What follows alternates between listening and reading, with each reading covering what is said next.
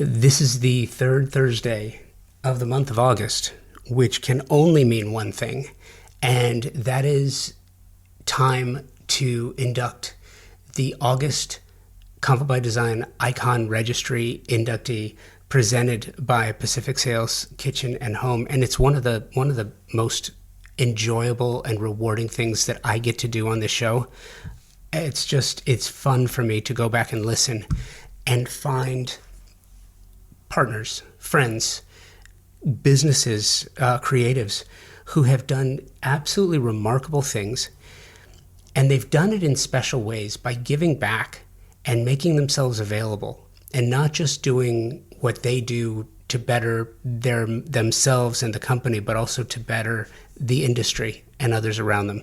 And that's why the recipients this month, the entire firm of HMC Architects. And I mean it seriously. It's everyone at HMC. But this one, what you're going to hear today, is a replay.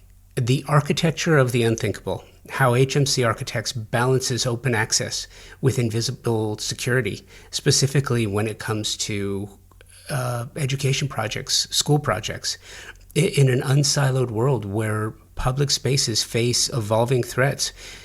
Today you're going to hear from Kirk Rose and Sergio Lechuga from HMC. They detail how intentional design, community trust, and invisible layers protect people without building prisons. That is so important. This is a follow-up conversation, and I attempt to anchor a deep dive into the changing nature of safety and security in architectural design. We were recording in person, and I absolutely love this, so I got to sit down with returning guest Kirk Rose he's the healthcare practice leader at HMC Architects, and Sergio Lechuga, Director of Interior Design at HMC Architects. This conversation builds upon a previous conversation to explore how architects acting as true futurists who design structures to last 75 to 150 years must proactively engineer spaces for unthinkable modern threats, from emergency room protocols to K through 12 campus layouts and civic centers. Kirk and Sergio break down how rigid, intrusive security, like airport style metal detectors, right, can erode human experience. And boy, it does. Think about going to the airport. It's not an enjoyable experience, right? So this is what we're talking about. Instead, they champion an approach of subtle, porous architectural layers and operational human protocols. The trio, this idea, bridges these heavy commercial insights with residential realities, concluding that real safety relies heavily on human awareness, technological adaptation, and the ultimate luxury, a connected community. And I don't use the word luxury often because I think it's overused. But when you think about a connected community, that really is a luxury. And this is just partly why the entire HMC Architects firm are inductees for the month of August 2026 in the Convo by Design Icon Registry, presented by Pacific Sales Kitchen and Home. And you're going to hear that whole conversation right after this. If you've listened to the show for any amount of time, you've heard me say this, that the most important word in the design industry is service. Product is important, price is important, selection is important, but stellar service is the premier idea that can make all the difference in the success of a project, any project. How design professionals like you demand great service and your favorite brands in one place with expert, knowledgeable, and non-commission sales professionals. It's really important. It means that their only incentive is your satisfaction. Pacific Sales Kitchen and Home, a Best Buy company, has just that with over 60 years of experience in Southern California. Pacific Sales is your destination for exploration, advice, and inspiration.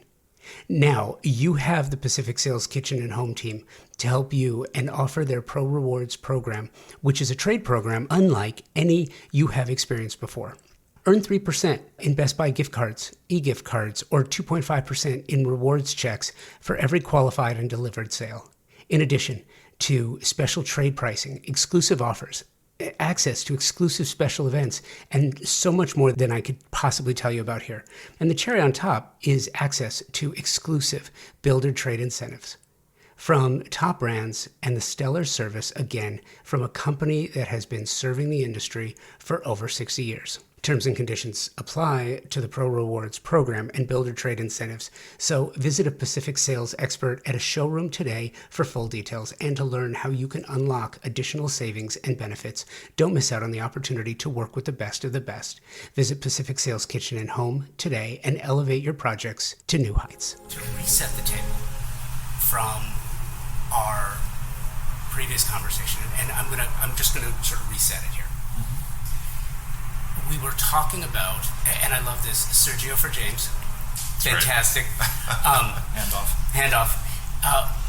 The idea was, and this is an ongoing conversation. This is not a one-off and then we're done. The premise is, and we've talked about this before, that architects are futurists. And you're not designing for today. You look at a project. If it's architects are designing for 75, 100, 150 years. I mean, that's the goal, right? A designer is designing for 5, 10, 20, 25 years because that's the goal. And for design, you can do a refresh, but a building, a structure is a structure. And maybe it's longer now. We can get into that.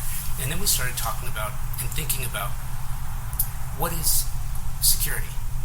What is safety? The nature of safety and security in civic centers, hospitals, schools has radically changed in the last 20 years. And I'm going to assume that it's going to change again radically in the next 5 to 10 years because the cycle is speeding up.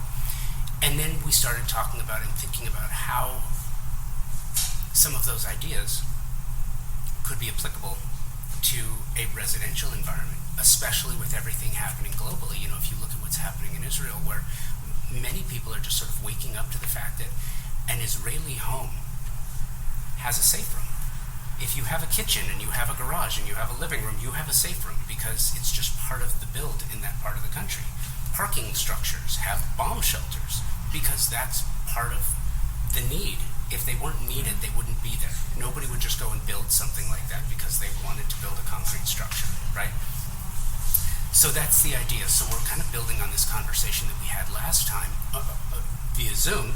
For those that haven't listened to the podcast, please go listen to that one. And so that's the premise. That's what we're talking about.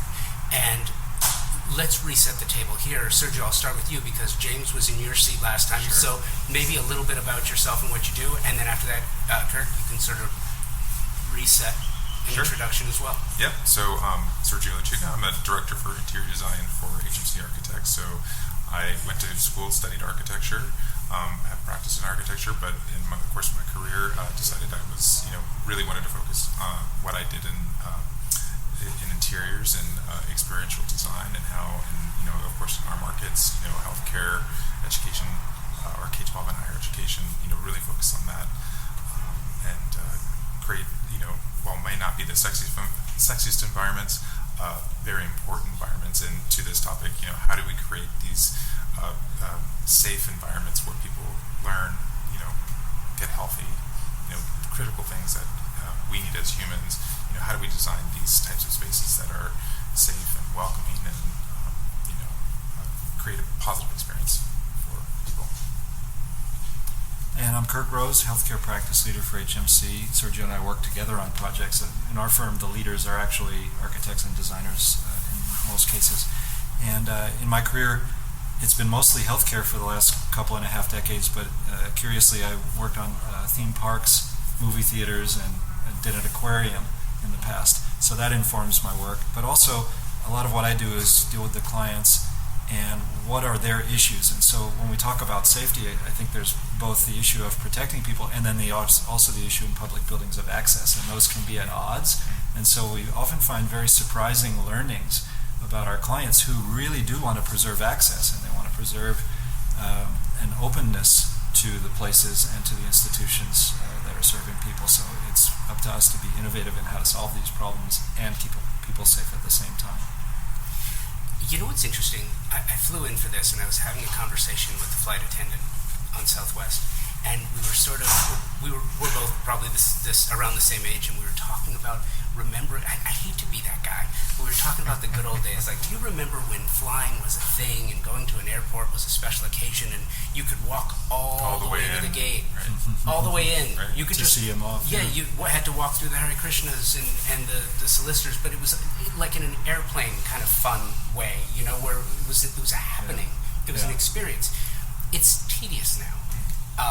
The security has taken over the experience, and I would imagine that that's something that you have to think about when you're incorporating those ideas. How do you start that process, and where does the idea of form, function, experience, how do they all work together? Where do you start in the thought process?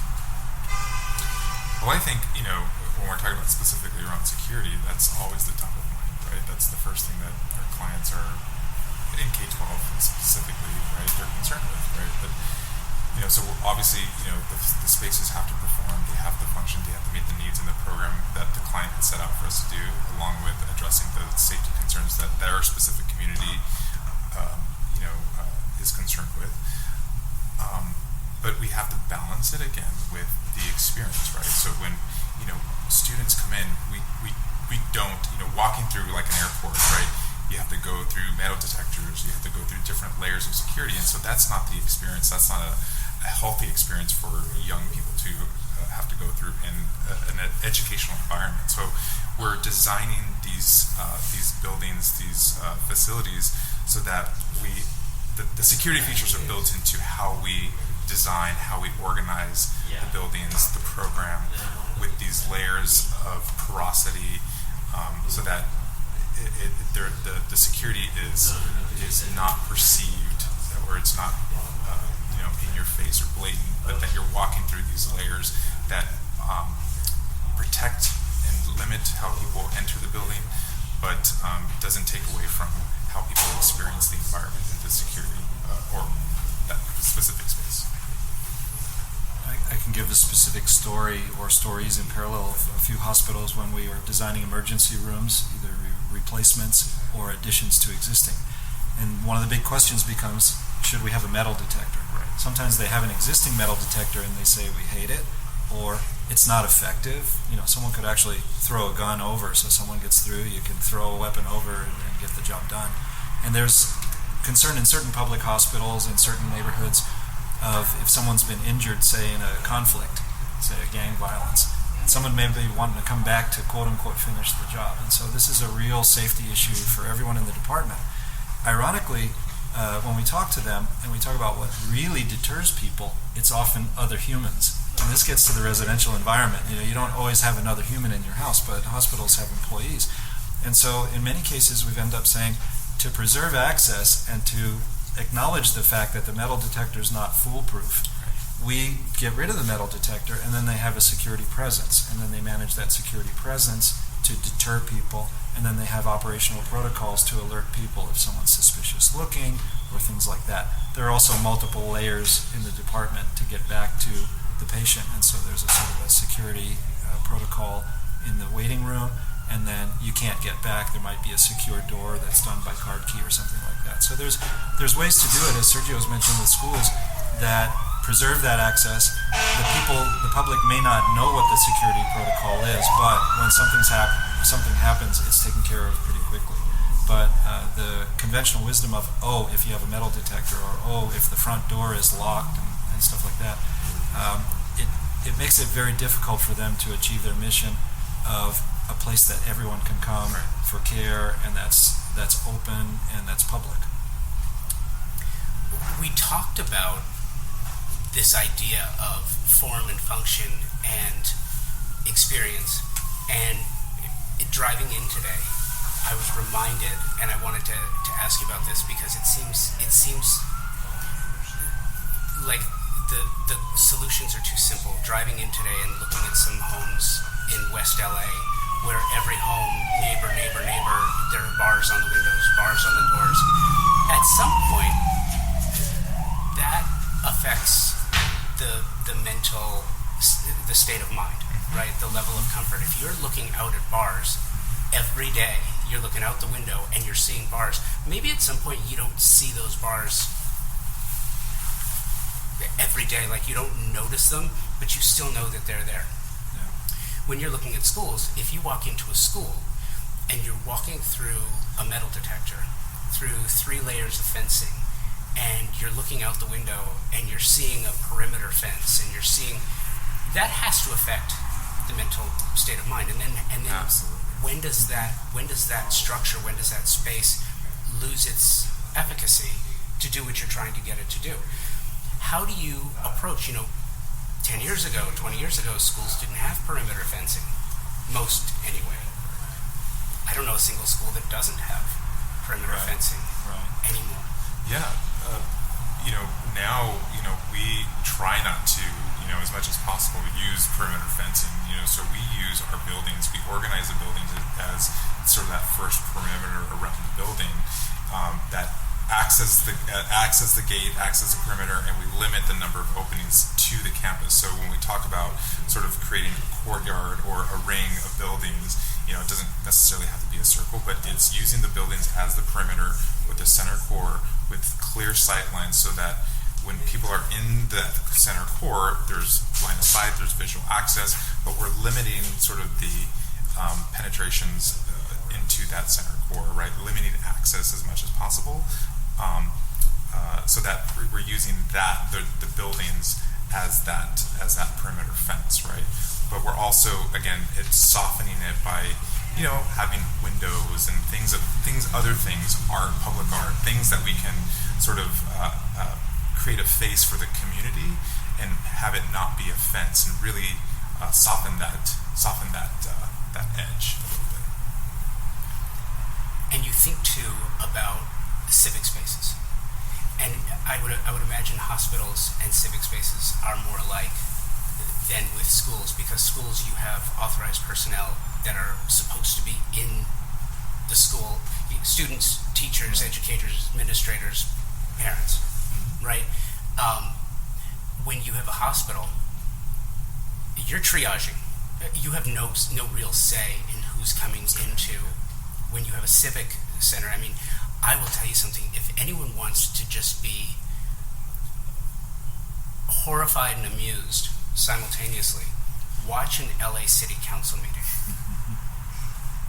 I watched one the other day. I was in a hotel room and it just happened to be on TV, and I was both amused and absolutely horrified at the public comment section. I'd never seen anything like it. These are not necessarily people who are mentally stable, and here you have these individuals who are the targets of this vitriol and anger and emotion. You can't necessarily control. Now you've got all kinds of police presence, but once something happens, then it's all reactive. Yeah, quick reaction. So how do you think about, okay, here's the situation, here's who's going to be here, how do we make the environment as secure as possible without making it prison-like? Well, the example of hospitals and civic buildings, the perimeter has to be open because these are public facilities, and you have to welcome the public. And then, as you say, some of the public may be a threat. The real line of security is usually the area where it's staff only. So certainly in a hospital, even when we deal with patient dining and staff dining, we secure between the two when the owner wants that. And the back of house areas, the place where employees work, there's a secure perimeter with card readers. So now out in the public area, it becomes, watch and identify and react quickly. And there may be security guards in something like a city council meeting or police and sheriff. In hospitals and civic buildings, there may be no security presence some of the time, or there may be a roving security presence. So there needs to be operational protocols if something happens. And usually they've got them in place and all the employees are trained and they know how to do something quickly. I haven't heard many conversations about arming the employees the way we've heard conversations about arming teachers. All of the line of sight stuff that Sergio talked about is real. We want to make sure we design these spaces so that there's nowhere to hide. I know in students' cases we want them to have safe places to hide once a shooter is known inside. So, visual access and alerting I'm reminded of the residential example, which I experienced in my neighborhood of next door, where there's a house that we know is bank owned, and there's a squatter living in there. I'm getting daily updates about what's happening, and we're all keeping our eyes open. And if something does happen, then one of us will call the sheriff. So it's kind of good old-fashioned awareness, communication, and then people helping to subdue the bad guys. And I've heard of stories in hospitals where they had an individual who this happens in emergency departments too, where somebody's mentally ill. They may not even have medical conditions, but they show up and so they've got to do a protocol. Sometimes they have the sheriff watch them. Sometimes the staff watches them and is just on alert in case something happens. So there's really no way to avoid the human component of that. Security camera can only do so much, and we have those too, but they don't really identify the violence potential the same way that a human could when observing. But I think you bring up a good point, Kirk, about engaging the community, because that's what we did at Del Oro, right? We engaged the community, we engaged the students, right? That particular high school had a very high population of gangs within their student population. In that design of that particular facility, we were engaging the community, partnering with them. Even after the school was built, they were a presence within the community, and how we designed that school and the classrooms and gave students the autonomy to learn and move about the campus, because it was secure from the inside, and that helped solve, not completely solve, but ease some of the security concerns of gang violence. Different people coming onto campus when they weren't, allowed, right? Is that there was parent involvement, student involvement, and even how faculty and administrators, taught their classes and interacted with the students. It all changed. So it was all of those things that helped create a more safe environment for the students. What I refer to as an operational protocol. It's like everyone knows what to do in different scenarios, and I think that's an important part of the response. And Sergio, do me a favor, make sure you speak up, because I want everyone to hear what you're saying. Along those lines too, when it comes to the design, and here's where the rubber meets the road, right? Especially as it relates to hospitals, civic centers, schools. The budgets are well established in advance. I'm not saying this in a de minimis way, but I think that they're probably more well planned out than the typical residential environment, because I think you have to. So many more moving parts, so much more goes into it. When you think about the design ideas and you're looking at a project, and I would imagine that you have to start with these ideas of, okay, security, safety, we're going to start with perimeter, and then we're going to move in. Is that where the design idea starts, or it's always the form follows function, follows form, again, this whole idea, but where does that idea start? And are there any ideas as you're talking through this that you can say, here are some thoughts that would apply to the residential environment? Because I feel like the level of education on the public structures is so far greater to the typical and average residential environment, right? So we can learn so much more going in that direction. How do you think about that, and where do you start ideating this? I have a thought to share. So, in college, in architecture school, we had a cool professor who taught us this concept called aleatory space, which is space that nobody takes ownership of, right? So in the public realm, schools, hospitals, and civic, the institution controls what's on their property. They take ownership and they have full authority over it. But if you're in a residential situation, it's all individual homeowners really looking out for their own interest. And then there's the street, or there's vacant lots, or the vacant house I mentioned. And that's where you find things may happen. Or you go down to Skid Row and you see all these people that are out in the public realm. So that aleatory space needs to be handled somehow. And whether it's a combination of people taking interest in their own neighborhood and just stepping up and saying we're gonna keep our eyes open and we're gonna communicate and we're gonna manage it, or involving public authorities. A recent example, there was some students killed at Pacific Coast Highway on a traffic accident, which is a safety issue. So now the city and all the agencies are trying to take control of Pacific Highway and say, what are we going to do? We're going to have higher police presence. We're going to install cameras. There are a lot of different security things being discussed and funded immediately in that aftermath of that sad tragedy. So it's figuring out, in a residential context, what are the spaces that are not managed by individuals. Most individuals look after their own property because they have a stake in it, and then figuring out some sort of a public strategy to deal with that space. Yeah, I mean, I think translating these ideas, from public institutions into private, I think it's challenging because I think budgets are always tight, but the strategies how we implement security into our homes is very different than how we do that in a public realm, public institution. So, I think it's challenging, but I think potentially, like you mentioned, how do we, protect, our perimeter? I would say the same thing, right? We're always going to protect the inside, or the perimeter of the house, relying on our community, all of those same things. We could bring up what we were just talking about before the camera was turned on, ideas like the Ring doorbell. Right. I was in a meeting with a client, and she's like, "Oh, someone's stealing a package at my house." So she got on the phone and started yelling at him, "I'm calling the police." And she was in a meeting 50 miles away. So those kinds of technologies can help us when we don't have human presence or an alarm or something else.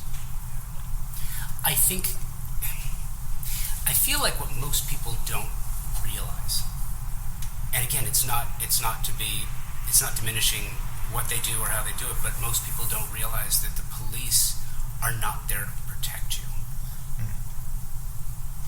And when I say that, sometimes people are like, well, protect and serve. Yeah, it's right there. No, they're not there to protect you. They're a reactionary force. They're a deterrent by their mere presence, by the idea of a police force. That's meant because there are laws, and if you get caught breaking the laws, then you go through the process. But they're not there to say, "Oh, Sergio, I'm going to make sure that nobody breaks into your house." Sure. That doesn't. And by the way, anyone who's ever been violated in that, car stolen, car broken into, home broken into and robbed or burgled,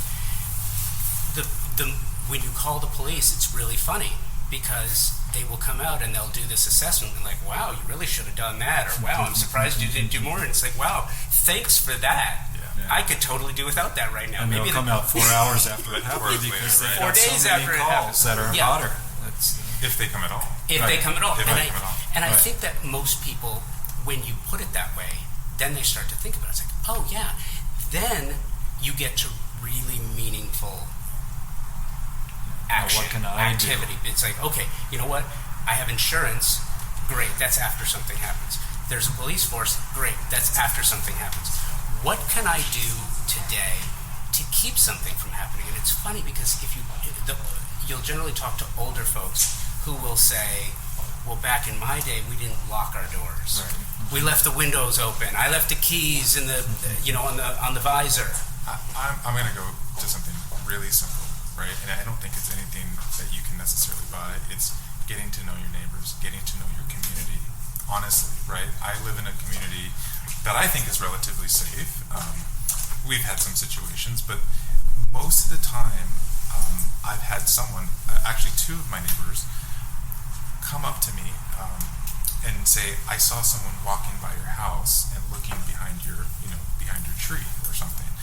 I had a neighbor across the street who saw someone who he didn't recognize from my community, from my street, looking into the cars, and this was at 4 or 5 o'clock in the morning. He has to get up early to go to work. We were obviously still asleep. He called the police reactionary.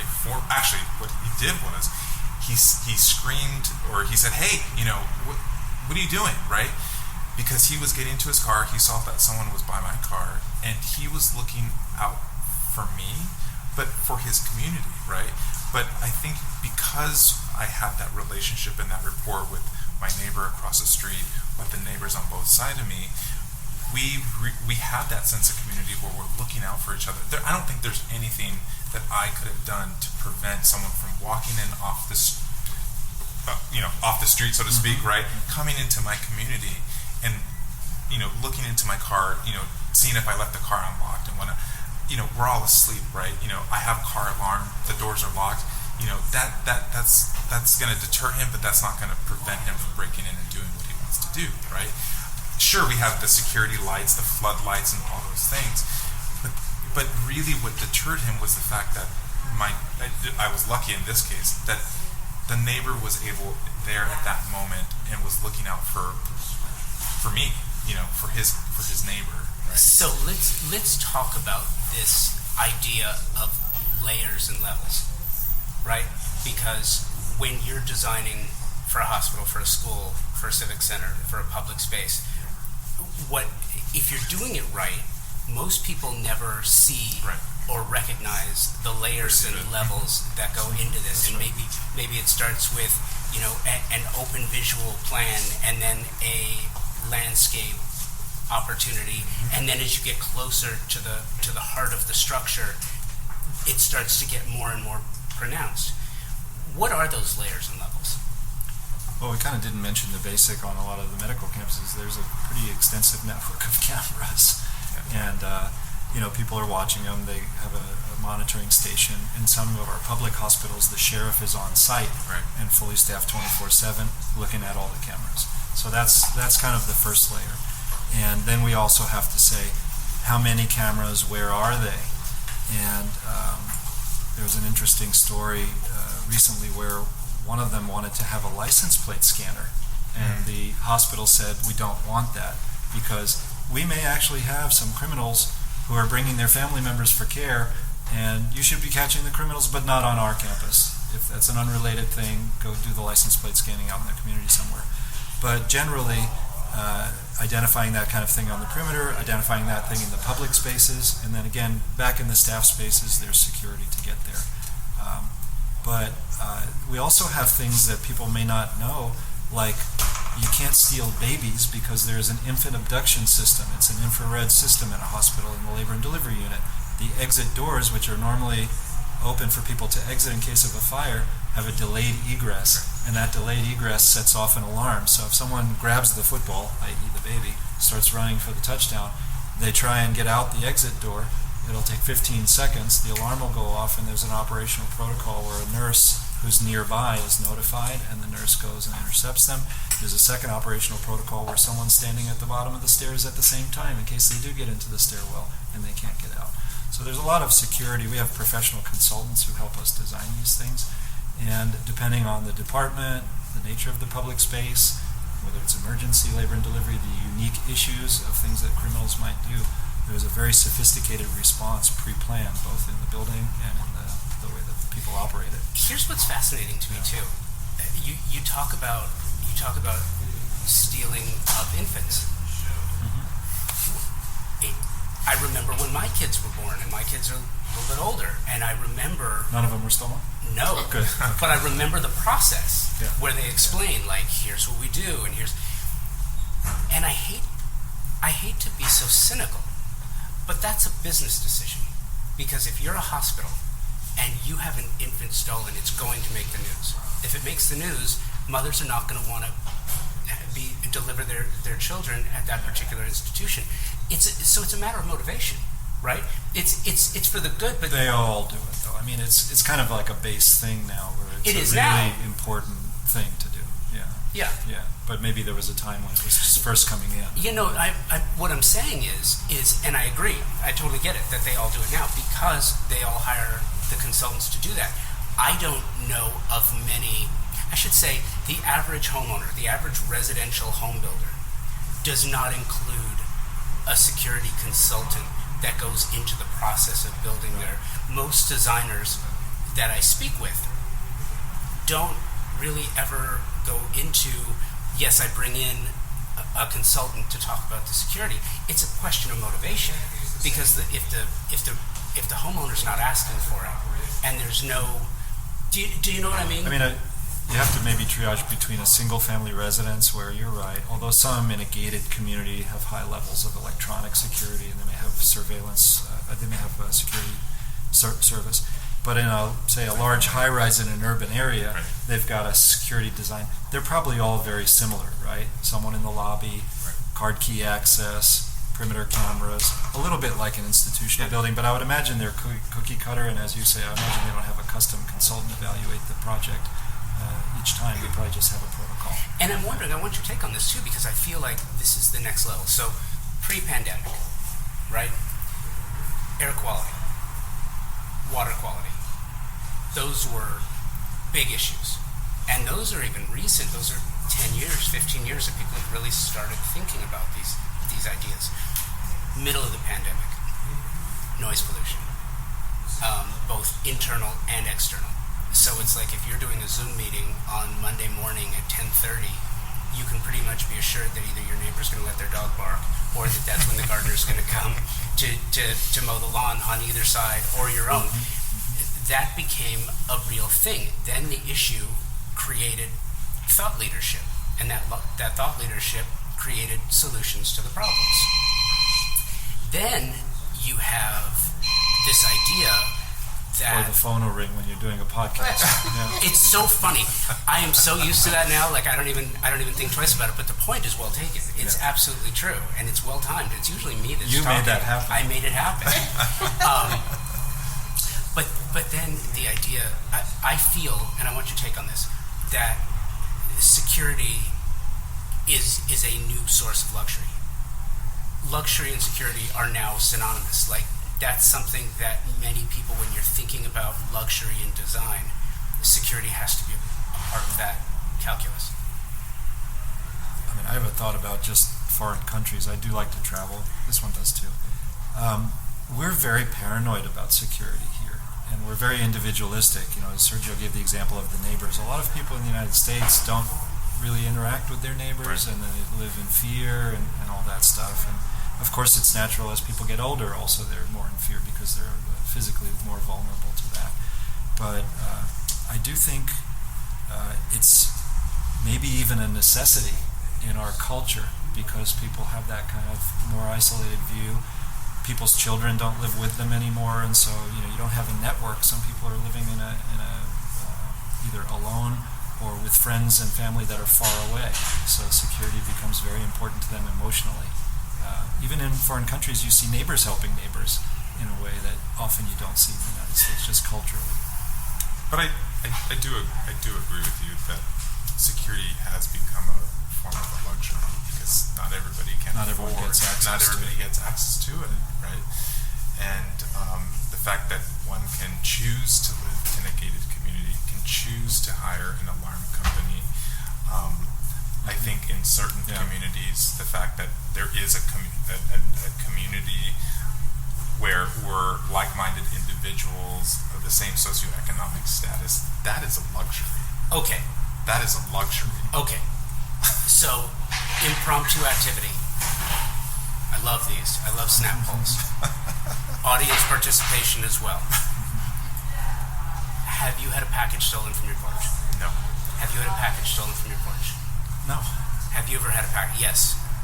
Yes. Have you ever had a package? No. Have you ever had your car broken into? What about you? Oh, yeah. Yeah. Okay. Have you ever had your car broken into? Or stolen? Yes. No. Never broken into or stolen, never broken into or stolen, never broken into or stolen. Yes. Yes. But I will tell you, where I had my car broken into was not within my community. I was somewhere else. Yeah. Right? What we're speaking of is privilege, right? And not everybody has the same privilege and access to what we are talking about as the safety and security within our homes, right? And that's unfortunate, but that's a reality. And so, how do we, and even when you talk about, residential design, and what does safety really mean, right? Safety means very different things for people, right? Even in your own home, right? We're talking about sort of physical security in terms of perimeter and fencing and all of those things. While that is a concern in residential design, that may not be the thing that people are most concerned about when they're talking about their safety and well-being within their personal space. They may be thinking about, well, do I have asbestos and things in my house that are a danger to my health and my children's health, right? Safety and security. Do they have, is their home heated, and, do they have all of the things that, give them that comfort and that safety, that the safety within their own home. And so I think we needed to define within the residential context what does safety really mean, and I think it's going to mean something different for everybody depending on where you live, and all of the things, right? So just a quick comment, and since we started this conversation about safety and moving it into residential, I've talked to dozens of designers and architects about the subject, and the biggest reaction I've had is, nobody's asked me for it. So at what point do we say it becomes part of how we design? Whether it's perimeter, your homeowners associations won't let you put up big fences, and you can't do this and you can't do that. My grandchildren left alone in a big house. What do their parents tell them to do? Somebody's breaking in. Where do they go? What do they do? Mm-hmm. No police. Don't dial 911. That's not going to help. Right. So at what point does it become basic and residential that we have the discussions? It's a question for me. Yeah, and you can't solve everything with design. I mean, a lot of it is telling your children, hey, if this happens, call 911 and then go to the basement and lock the door. Go to this room, lock the door, go in the closet, lock the door. It goes back to... Get back on track. Mm-hmm. So it's a great point. This is an academic conversation, right? Because, and again, back to these ideas, and the ideas stemmed from this thought process. Schools do not look or operate the way that they did even 5 years ago. Hospitals do not operate or even look the way that they did 5 years ago, which is amazing because they're almost triaging their security protocols as we go because the world is changing so rapidly. And then I started thinking about something you said, like how much of that is reality versus perception, and how much of that even matters. If you don't feel safe, you're not safe. Right. You know what I mean? So when it comes to a hospital or a civic center or a school or any public space, go to a movie theater and try not to think about Columbine or to think about Colorado. Right. It's a thought. So it's a mental thing. Right. I mean, I could think, if you're extrapolating from the past, what about the future? And we had this conversation before we started on AI. So we've got security camera. What if the camera could listen and the camera analyzed motion and the camera had data that says, well, if an individual's moving a certain way or if they say certain things, they're a security threat. We're probably not far from that point, right? And then eventually, if that becomes available for public buildings, then the cost will come down. It'll be available for residences. So in a way, now you've got a fake human watching your house inside and out, figuring out if the suspicious character is displaying movement or sounds that make it suspicious. I mean, I'm kind of taking a leap here, but maybe that kind of thing will eventually become something that can help people feel safer because they know that, when no one's home, what was the name of the computer? And Hal's watching the house. Thank you. You know what I mean? I do. So that kind of stuff could be happening. People could be thinking about it now. Well, it's interesting that you say that because a few years ago, I did a piece where I was analyzing this video that was produced by Westinghouse in the 50s, and it was called The Whole Electric Home, and it was hosted by Betty Furness. I just remember at the time, but it was in the 50s and it was colorized and it was everything, but it was amazing. And I'll put a link in the show notes so that you can go back and you can watch this. It's on YouTube. But they were talking about the process of the whole electric home. It's done in the 50s. And what was so amazing about it was the predecessor for the Ring doorbell. So basically it demonstrated in this fake but real home walking up and pushing a button, and then in the kitchen, you got to see it where it blinked and then it came on screen and you got to see a video of who was at your door. This is back in the 50s. Why did it take 50 years to make it a reality? It should have been quicker. Yeah. Because finally someone got motivated to say, and I think it was the Ring guys, it was like, we're going to take the idea of CCTV and make it a reality. But it used to cost $5,000 to put cameras on your house, and now it costs like $200. So that's part of it, is making it affordable. Okay, So along those lines, and again, we have so many great conversations before we hit the little red button and start recording. It's amazing. And we started talking about AI, and I think that that's fascinating. Does that play a role in how you design? Do you think about that yet? VR, AR, Absolutely. And we talked about hospitals last time. We're having secret conversations we can't tell you about on this podcast. No, I mean, we all are. I talked to an architect who's quite well known the other night at the Laker game, and he's got a robotic arm in his studio that he's messing with, that he's thinking of having to design his buildings in 3D. So the answer is yes, but how the heck do we know without doing our research where this is going to go? Because there are so many paths that it can take, unlimited in a way, including automated threat analyses, right? We could plug in a floor plan, plug in a neighborhood, it'll go search the crime data, it'll look at our floor plan, and it'll spit out, here's your security risks, which currently, obviously, we hire a consultant to do, but the consultant doesn't have that amount of data or is able to digest that data and really analyze. The interesting thing about VR is that we're using it every day now, right. And the wonderful thing is that our clients can see the spaces, can start to feel what the physical reality is going to be before anything gets built, right? So they can start to see, I have blind spots here. I need more visual access to the patient rooms or to the main lobby, so that way, because that beautiful wall that I designed is right in the way. And so we're using the technology to help improve and inform the design decisions that help, with security and all of the function and programming elements that is required for the building to perform, right? So we're using the technologies.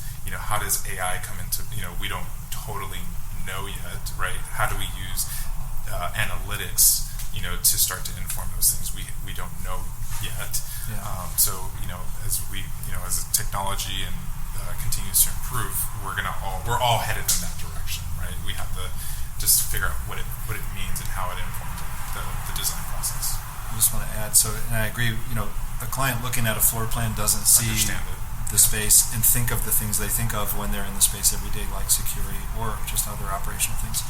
Also, we have a business in its infancy called simulation modeling. So, like, we'll do the emergency department, right, and little tiny fake humans will, bring the patient to the room and all this stuff. It kind of looks like Pac-Man, but we could be in the future running security analyses in addition to operation analyses using simulation modeling.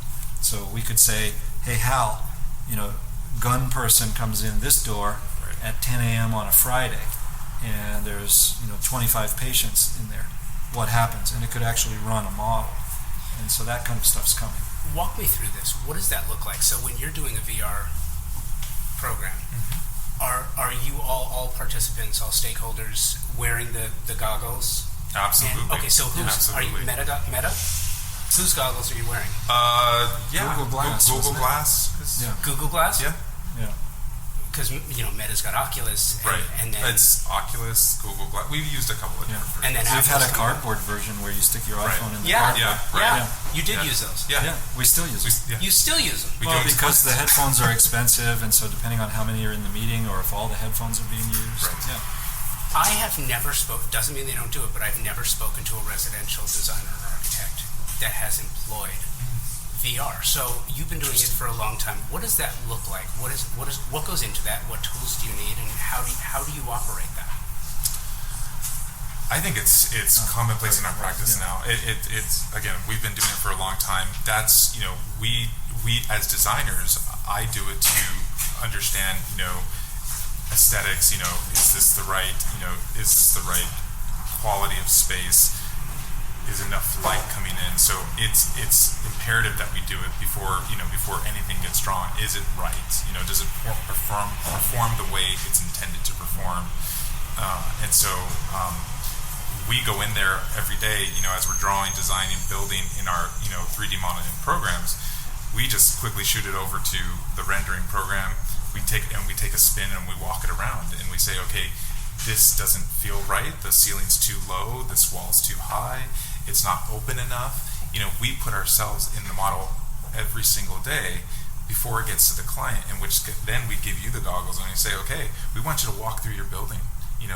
Does this feel right? Right? Because once you have those goggles on, you're in that. What program are you working in at this point? It's Revit and Enscape. Okay. Yeah. I mean, we're already drawing the building in 3D in Revit, and think of it as an outline drawing, and then the rendering software gives it surfaces. Right. So it used to be cumbersome to give it surfaces, and it's getting quicker and quicker. So, you don't want to do it for every space in the building, but we could. Yeah. And we have walk-through fly-throughs that we do for presentations where Right. you start outside, you walk around the outside, you go in the front door, you go in the lobby, you go up the stairs, and you're in the procedure room. So we render the spaces that we want to look at, and then the ones that we don't or that are repeated, the toilet room, or if there's 10 of the same room, we render one of them and we don't render the other 9. I would imagine too that, and it's funny because this is one of the things that we'll be talking about on the AI conversation, because it's fascinating imagining a scenario where a designer, be it residential, commercial, industrial, can work with a client and run through a VR scenario, or with a project that's underway, an AR scenario, where you employ AI to that and say, okay, as we're walking through, show me where somebody can hide. Yeah. Show me where there's a blind spot. Show me where there's, if the algorithm is complex enough, show me where there's a perceived issue that I don't see. And it can identify how Those are matters of geometry, so you could do a script and say if there's a space that's not visible more than 3 square feet. I mean, we do this in acute site design. That's right. We literally look at the floor plan and say, from a sight line, is there a space more than a certain number of square feet, which is the space that a human would occupy, hiding in the corner. And so we already do that, but not mechanically. The AR would help us. And we do that in daylight analysis and view analysis to the exterior, right? Not specific to security, but we have tools that measures the view range of people from certain perspectives. Again, this is more dealing with daylight and views, the amount of sunlight penetrating, and how deeply it penetrates. Right. But we're already doing that. Do you also use the same tools for specification and product analysis? Probably not as much. Not as much, right? I mean, now BIM, right? It's building information. You were putting all of the information. A lot of manufacturers and companies are giving us their products and tools to put into our models because it helps us as designers, right? And it hopefully gets them specified, right? But and complex equipment. So the medical equipment will come as a 3D model with attributes, and we'll plug it in. But I think the next step is for the building materials to tell the model automatically what's the R value, what's the transmittance of the glass. We're not quite there yet, but it's very soon. Well, and what I think is fascinating too is sometimes you have to convince people to move in the right direction, or what we perceive to be the right direction. And it's funny because I've had designers who will say to me, I don't think I've ever had an architect say this, but because designers think differently than architects. They really, really do about the creative process. Like, what's in it for me? Why do I want to do this? My client's not asking for it. And it's more work and more hours. Yeah. And those, by the way, those are all rational, salient, great points. My response has often been that what's in it for you is, by understanding how to do this and offering it as a service to your clients. How many clients do we have that don't? You probably not so much, but how many clients on the residential side do designers have? The clients don't know what they want or what they don't want. They really, really don't. Their clients are not good clients on the residential side for the most part. And I don't say that, again, it's not a negative. It's that a residential homeowner who's employing a designer to do their work kind of does the handoff thing where it's like, you're the designer, you do the work. So they don't know what they don't know, and when there's an additional cost for something like security design, for a designer to say, look, this product, that product, this service, this idea will make your home safer. Who doesn't want that? And for the designer, it adds to additional billing. For an architect, if you can add additional services, those additional services can create additional building, which is what's in it for the creative, right? Those things will be additional services for a year, and then they'll become a basic service. I mean, think of the evolution. We used to charge for CAD time. It was a funny thing, right? Extra this. So as the technology evolves and becomes more cost effective, a lot of times it does inure to the benefit of architect. We can either offer more for the same price eventually. Maybe we'll charge for a year, but then everyone else is doing it, and it becomes part of our offering. So it's we like, used to sell the accuracy of CAD and say, well, you'll avoid change orders during construction because we won't fudge the dimensions. Well, now the client is like, don't tell me that. You shouldn't be doing that in the first place. We're still selling the accuracy Right. of BIM. But when we renovate, when we tell the client we want to laser scan a whole building and it costs $1 million for a big building, Right. they're like, why? And what's my benefit? So, I think all of these things will end up making architects and designers provide a more sophisticated service. And, maybe the market value will go up. Maybe the owners will pay for it. but it's funny, in that analysis, you're talking about $1 million cost against $1 billion hospital, right? It's almost like and maybe, maybe It's that's nuanced. In this case, they were upgrading the infrastructure of an existing 800,000 square foot hospital. All the mechanical equipment was getting changed out. And so we wanted to model the building envelope and all that. It actually didn't make sense to do the whole building in a scan. So we ended up scanning certain regions of the building. So you just do a cost-benefit analysis for all this stuff. And it's funny, it reminds me of the Billy Bean quote in the movie Moneyball. I don't know if you ever saw That's it, a but great, yeah. it's a great movie, and it reminds me of this. He was like, adapt or die. Right. And Right. we're at an inflection point right now. Right. We really are, because we're reaching this really interesting space and place in time where AR, VR, AI, all of the tools that are available. The problem is, for most of the creatives that I speak to or speak with, they don't have the time to learn everything new. Right. Time is a problem, and when you don't have the time, but you can lean in on technology to sort of do some of that learning, so that you can make the process of activation easier. You work on world-class projects, and you have to know these things, and you have to put the work in, and you have to put the time in. Where do you think the opportunity is, not to cut corners and but where is the time saving? Where is here's where technology actually makes life easier for the creative instead of more difficult? Like, I have to learn SketchUp, and I have to learn CAD, and I have to learn all these other things. So I personally think, using AI, people that hire architects and designers, I think, don't necessarily need us to paint pretty pictures or to design. I think they need us to validate the design, right? Because I think AI is it already is, creating these derivatives of all these different things that you can pull from. You can type into, Mid-Journey and say, I want a, 2-story house that is mid-century mod with views, all these things, and it will paint you a picture, right? It will, plus minus, give you a pretty good design. I think the value, I think that's the time savings, because we're not having to render, we're not having to build models to create these things. I'm not saying that we shouldn't design. What I'm saying is we need to validate the design. So when we put, is this the right flooring? Is this the right, orientation for windows and doors? Does this space, the way it looks, aesthetically perform the way you need it to perform, whether it's in a, hospital or school? I think we bring value in understanding, the needs of our client, ensuring that the building is performing the way it does. Not to paint a pretty picture, and not to paint, not to select flooring, and not to select. Yes, that's part of what we do, and it is an important aspect of what we do.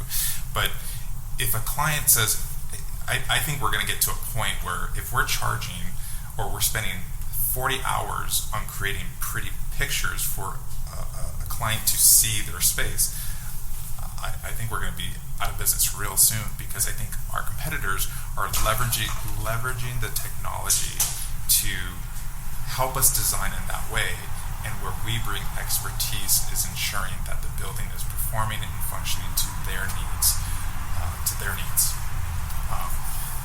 So I agree completely, Sergio, and I would add the two categories where it's always going to help us is the elimination of repetitive tasks and the Right. ease of incorporating changes. So you think of a drafts person, make the building 12 inches longer. Okay, I have to erase half the building and redraw it. We can do that now in seconds. Or this door hinge needs to be, for door type 1, which occurs 1,872 times, needs to be changed. Right. We just push a button. So that's going to help. But the thing that's going to make it accessible, I think it's like 80% of the architects in the U.S. are a member of a firm that's 5 or less people, something like that. So it's going to be user interface. Like, who can't use an iPhone in the world? Right. You go to the poorest country, to the least educated person, it's intuitive. And that was the genius of Steve Jobs, is I'm going to bring the most powerful handheld device that's going to give you the access to all the information ever thought of by any human being, and any human being can operate it. So eventually the software designers are going to get feedback from us and our clients and say, I'm going to make a better user interface, I'm going to automate repetitive tasks. We used to have to render, people used to color things. Right. Remember that? Right, exactly. Yeah. So not anymore, right? Push a button. So that's going to enable us to do more decision making. We call it creativity, although we debated, Right. do you need a human for creativity? Right, And that's the exactly. next podcast, right? Because that's a really deep subject. But more time on creativity, less time on the infrastructure, and a more universal user interface that even the creatives who aren't very tech savvy can get on it and work with it. When I think if architects and designers aren't harnessing the technology, aren't adopting the technology, they're going to be out of business real soon. I on my phone, I can go with the program and I can start measuring just by using my camera on my iPhone and getting very accurate dimensions of an existing space. They're going to remodel this space soon. Can we do that? Yeah, exactly. So if you're not taking advantage of that, Yeah. Imagine going around with a tape measure when you got Sergio with his phone. Right. You're going to propose to the Right. client, I have a 30-hour task, and Sergio's going to say, 5 minutes, I won't even charge you for that. By the way, it's the funniest thing in the world, because I'm working on a design house project, and I was doing the measurements of a room. I'm not a designer, I was doing the measurements, and the designer I was talking to, when I sent her the numbers, she was like, "You suck at this. This is terrible. Like, you're really, really bad." But now you know him. I did it off by hand. Well, and then I'll share the program with you that you can use on your iPhone. I'm going to take you up on that. Yeah. Absolutely. This was really great. And to your point, yes, this is installment 2 of our conversation, and I'm not going to say 2 of how many, because I have a feeling this is a living, breathing thing. This is going to keep going. Kirk, Sergio, thank you for this conversation. Thank you for sitting down and talking through these ideas. Amazing. And it's just one reason why HMC Architects is so special. And congratulations to the entire firm as this month's Convo by Design Icon Registry inductees. Thank you for what you do, and thank you for how you do it. Thank you to my presenting partner, Pacific Sales Kitchen and Home, for presenting this feature on Convo by Design. It's really special. Thank you to the other partners of Convo by Design, TimberTech, James Hardy, the Best Buy Company, Shelter Republic. Without these partners, I couldn't do what I do the way I do it and present it to you. So please give them an opportunity on your next project. And thank you for listening and sharing this journey of ours. 2026 has been an interesting and amazing year. 13 years of constant publication of the podcast with over 700 interviews and thousands of guests. And I couldn't do it without you.